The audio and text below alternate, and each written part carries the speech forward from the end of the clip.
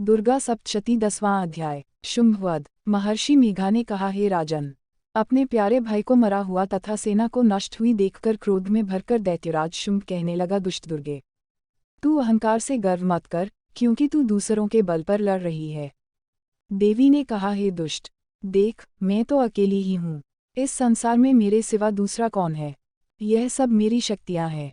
देख, यह सब की सब मुझ में प्रविष्ट हो रही है। इसके पश्चात ब्राह्मणी आदि सब देवियाँ उस देवी के शरीर में लीन हो गई और देवी अकेली रह गई।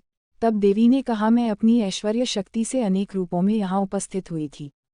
उन सब रूपों को मैंने समेट लिया है, अब अकेली ही यहाँ खड़ी हूँ, तुम भी यही ठहरो। महर्षि मेघा ने कहा। तब देवताओं तथा राक्षसों के देखते दो तथा शुंभ ने भयंकर युद्ध होने लगा।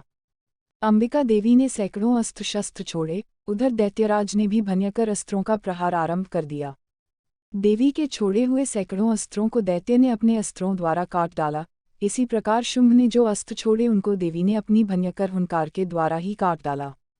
दैत्य ने जब सैकड़ों बाण छोड़कर देवी को ढक दिया तो क्रोध में भरकर देवी ने अपने बाणों से उसका धनुष नष्ट कर डाला। धनुष कट जाने पर दैत्येंद्र ने शक्ति चलाई, लेकिन देवी ने उसे भी काट कर फेंके दिया। फिर दैत्येंद्र चमकती हुई ढाल लेकर देवी की ओर दौड़ा, किंतु जब वह देवी के समीप पहुंचा तो देवी ने अपने तीक्ष्ण बाणों से उसकी चमकने वाली ढाल को भी काट डाला। फिर दैत्येंद्र का घोड़ा मर गया, रथ टूट गया, सारथी मारा गया। तब वह भयंकर मुद्गर देवी पर आक्रमण करने के लिए चला, किंतु देवी ने अपने तीक्ष्ण बाणों से उसके मुद्गर को भी काट दिया। इस पर दैत्य ने क्रोध में भरकर देवी की छाती में बड़े जोर से एक मुक्का मारा तो देवी ने नहीं उसकी छाती में जोर से एक थप्पड़ मारा। थप्पड़ खाकर पहले तो देवी पृथ्वी पर गिर पड़ा, किंतु तुरंत ही वह उठ खड़ा हुआ।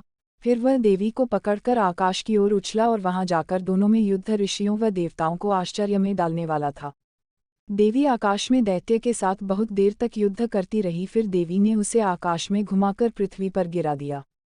दुष्टात्मा दैत्य पुनः उठकर देवी को मारने के लिए दौड़ा, तब उसको अपनी ओर आता हुआ देखकर देवी ने उसकी छाती विदीर्ण करके उसको पृथ्वी पर पटक दिया। देवी के त्रिशूल से घायल होने पर उस दैत्य के प्राण पखेरु उड़ गए और उसके मारने पर समुद्र, द्वीप, पर्वत और पृथ्वी सब कांपने लग गए।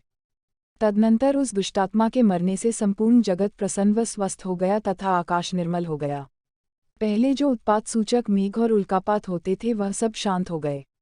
उसके मारे जाने पर नदियां अपने ठीक मार्ग से बहने लगीं। संपूर्ण देवताओं का हृदय हर्ष से भर गया और गंधर्वनियां सुंदर गान गाने लगी। गंधर्व बाजे बजाने लगे और अप्सराएं नाचने लगी। पवित्र वायु बहने लगी। सूर्य की कांति स्वच्छ हो गई। यज्ञशालाओं की बुझी हुई अग्नि अपने आप प्रज्वलित हो उठी तथा चारों दिशाओं में शांति फैल गई। 10वां अध्याय। संपतम।